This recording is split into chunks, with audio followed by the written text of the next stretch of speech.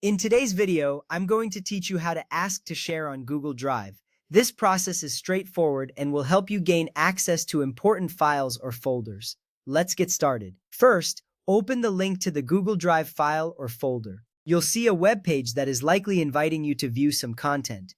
This is an essential starting point because it allows you to see the material you want to access. If you try to open a link and are unable to view the contents, do not worry. This is a common scenario. It indicates that the file is restricted and you'll need to request access. Make sure you have the correct link, as a wrong one will prevent you from proceeding. Once you've opened the link, a screen will appear stating, "You need access." This message is crucial as it confirms that the file you want to view is not currently available to you. It is a clear signal that the owner has set specific permissions. Seeing this message can sometimes be frustrating, but it's just a part of the process.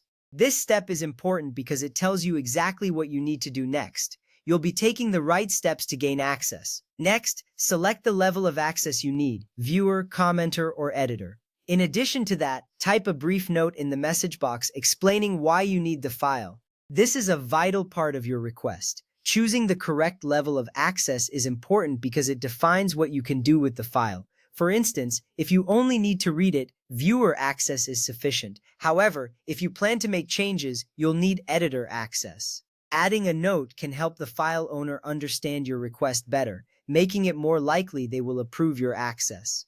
After you have selected your access level and typed your message, click the Request Access button. This action sends your request directly to the file owner. It's a straightforward process but very effective. The owner will receive an email notification and can approve your access with just one click.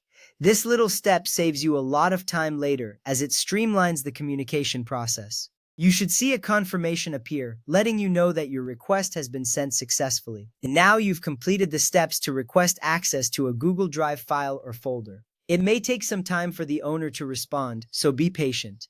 This waiting period can feel a bit long, but rest assured you've done everything correctly.